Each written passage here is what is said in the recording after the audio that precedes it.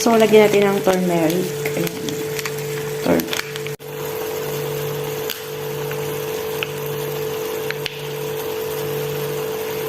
And also, maglalagay ko ng pepper. Maglalagay ko ng black pepper. So, walang durog. Buo na lang. Pepper, okay lang yun. Ayan.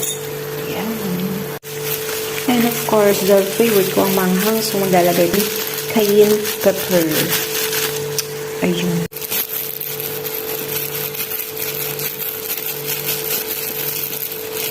Yan.